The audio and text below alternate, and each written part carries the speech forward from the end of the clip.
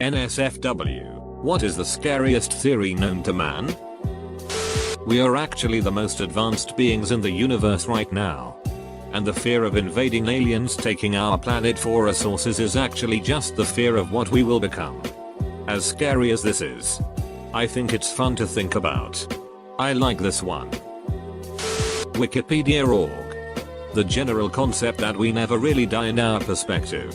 Each time we encounter a situation where we may die, we continue on in a parallel universe where something happens that prevents our death. But we die in the original universe. Essentially, our consciousness lives on by transferring itself to a parallel universe where we continue to exist. So we effectively live forever. There is a theory which states that if ever anyone discovers exactly what the universe is for and why it is here, it will instantly disappear and be replaced by something even more bizarre and inexplicable. There is another theory which states that this has already happened. Douglas Adams. John Douglas, a former chief of the FBI's elite serial crime unit and author of Mindhunter, says, a very conservative estimate is that there are between 35 and 50 active serial killers in the United States at any given time.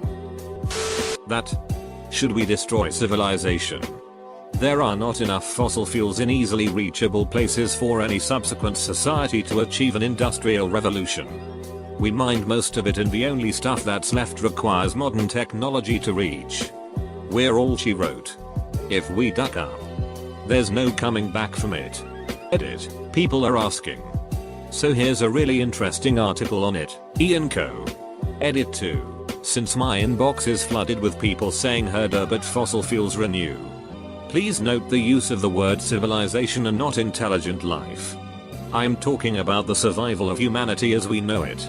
Not the survival of intelligent life on Earth in general. I'm sure the lizard people will rule once we're gone. But I'm not talking about that. Or extinction. For me it's solipsism. Easiest way to explain it is with a quote from Wiki. Solipsism, the philosophical idea that only one's own mind is sure to exist. As an epistemological position, solipsism holds that knowledge of anything outside one's own mind isn't sure. The external world and other minds cannot be known and might not exist outside the mind. As a metaphysical position, solipsism goes further to the conclusion that the world and other minds do not exist. Basically, every person you see, including family and friends, are possibly figments of your imagination and you can never know for sure. That any computer to be able to pass the Turing test would also be able to see that it would be a bad thing to do so. That there could be a machine right now that could act as a human but is also intelligent enough to know not to let us know it could. The brain in a vat theory. The brain in a vat is an element used in a variety of thought experiments intended to draw out certain features of our ideas of knowledge, reality, truth, mind and meaning. It assumes the following, that the brain is the origin of all consciousness. The brain operates on electrical impulses. External stimuli can affect the way the brain operates. Any external stimuli to the brain can be simulated to a degree that the brain cannot distinguish these simulated stimuli from natural stimuli. The point is that you could be a brain in a jar, being fed false impulses for your entire life by an external source. Or you, still a brain in a jar, could be hallucinating your entire life from lack of stimuli. There's a theory that our universe is in a false vacuum that will eventually collapse and completely destroy or ultimately alter our universe. That would mean that no matter how far we develop, no matter how many planets we'll settled, and no matter how many medical feats humanity will have accomplished, we would have a deadline where we would be forever deleted. Virtually all of mankind's fears, falling, spiders, etc., are based on things that were threatening to our ancestors. So keeping this in mind, why do so many of our images of monsters and demons look the same? That we live in a simulation. It's not hard to believe that one day we will be able to create a simulated world. Probably more than one. Maybe hundreds. Maybe our simulated worlds will become advanced enough to make their own simulated worlds. And so on. We might be living in a simulated world, We could be living in the simulated world of a simulated world. I'm forgetting the name of the theory right now. But the theory follows something along the lines of this. The sole reason for every single human achievement throughout history is due to our innate and deep fear of death. We are beings that think beyond just instinct and understand that every one human will cease to exist. This fear of non-existence has driven us to create everything we have made today. Kinda the opposite of the will to power theory in psychology. Neil deGrasse Tyson's greatest fear is that aliens have already found us and decided we are too primitive to be worth contacting. Just another way of saying we're not ripe enough for harvest. You could be stuck in a time loop right now and you would not be able to notice it, let alone escape it. This doesn't bother me in the slightest. If this is life infinity for me, cool. Hasn't bothered me in the slightest, and frankly I'm cool with being given a second shot. It didn't bother you the last time either. So that's good. That space is a lot like a jungle. We're basically here on Earth shouting out into the darkness with our satellites and technology. We're telling whatever might be out there exactly where we are. But in the jungle, monkeys don't try and contact tigers for good reason. We have no idea what's really out there. Most of the time, jungles are noisy places, filled with the calls of various animals. Some monkeys will even give out warning calls at the sight of a predator. There are very few things that will make a jungle go silent, or cause all of the fish on a reef to suddenly flee. None of them bode well for a careless human interloper. Let's hope space isn't like that. The Berenstein Bears theory. Go to your mom's house sometime and take a look at all those old books. And you'll see that the name is, and has always been, Berenstein. With an A. Don't you feel stupid now for misreading it throughout your whole childhood? Well, one theory states that the Berenstein dilemma is a small side effect of our universe intersecting with a parallel dimension sometime in the 90s. And everyone who remembers the Bears' original surname are experiencing residual memories from another dimension. The first time I heard this I thought I was crazy because I distinctly remembered the original spelling with an E. Because I always pronounced it Berenstein. Edit, to those writing off the spelling difference as a careless discrepancy between publishers. The books were not named for the Bears themselves, but rather for the authors Stan and Jan Berenstein, or Berenstein, depending on which dimension you lived in. Which means one effect of the dimensional shift that supposedly happened only a few years ago was the altering of the Berenstein family name at some point in the past. Those who remember the name with an A are simply remembering the new timeline. The scary robo-basilisk thingy. The idea that if we don't help an army to be made now when it is made it will punish those who didn't help it and punish the ones who knew about it and decided not to help it more. So if you're reading this you could get murdered by a robot. Edit, added name so you know it's scary and you know you are dooming yourself. Instead of me dooming you etc. Definitely the great filter theory, as it makes us look like naive simpletons merrily rowing towards the edge of Niagara Falls, singing all the way. There's something extremely frightening about hubris, especially on a species-wide level. The thing with this theory is that it's extremely elegant and straightforward. This raises the fright-o-meter considerably. 2. The great filter. There's a point in societal development where most societies collapse. This is why we don't see sign of extraterrestrial life, aside from the sheer mind-bending distances. There are a finite number of patterns in the universe, and eventually they must repeat, alarm monkeys and typewriters. Therefore, given enough time, the pattern of molecules and atoms that make up your physical body will repeat, bond together, and you'll wind up alive and conscious somewhere down the line. Where and when you might end up are a mystery. You could respawn on an ice planet and freeze to death, only to respawn on a volcano planet and burn to death for all eternity, or until the universe ends. The Truman Show. Never has a movie made me question my life more. Every now and then I still think, maybe I'm Truman and they made the movie to give me a hint of what's going on with my life and I need to break the wall. I always think that if I have been in a Truman Show style of experiment my whole life, it was pretty ballsy of the conductors to let me watch that movie.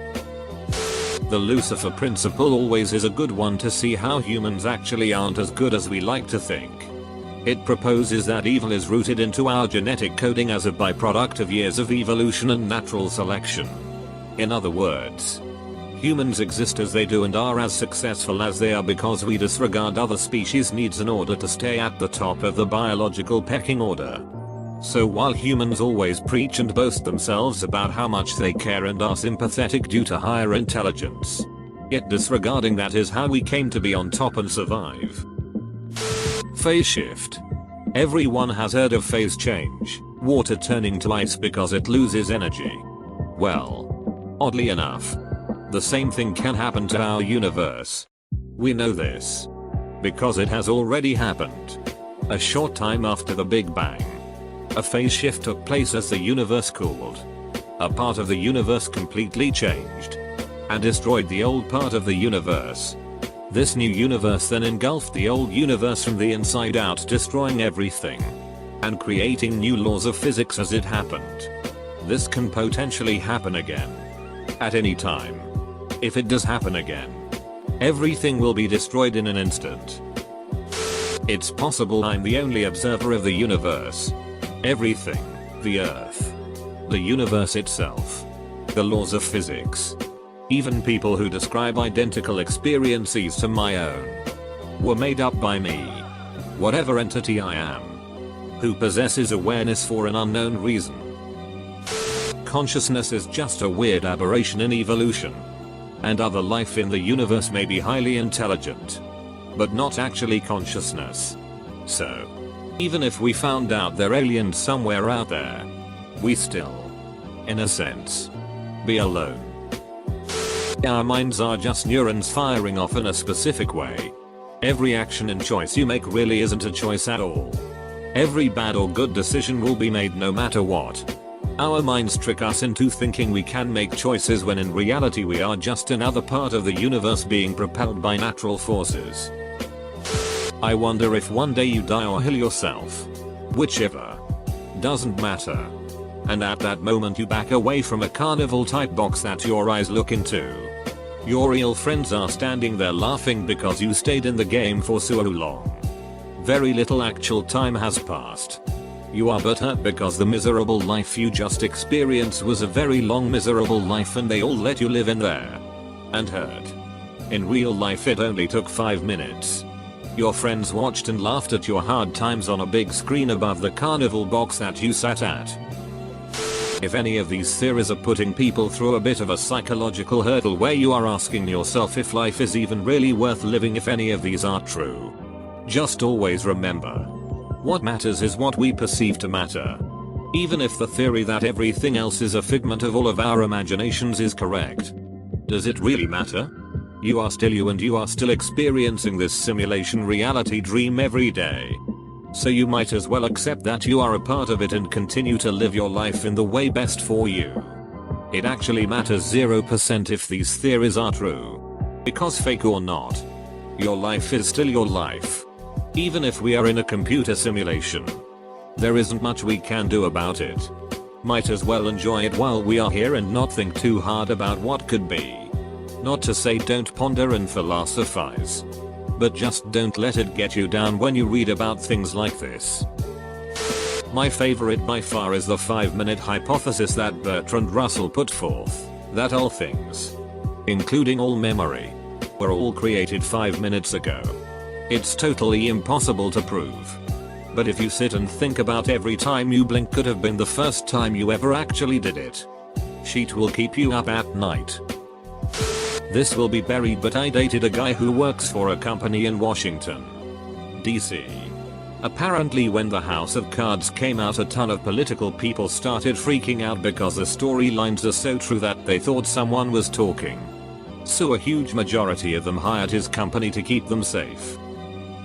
The one I find the most currently concerning is gamma ray burst, GRB. We think we've seen them happen indirectly a few times in other galaxies. And they are scary. Basically, if a blue giant star, real big and hot, top 5% goes up. It can form a GRB with a supernova.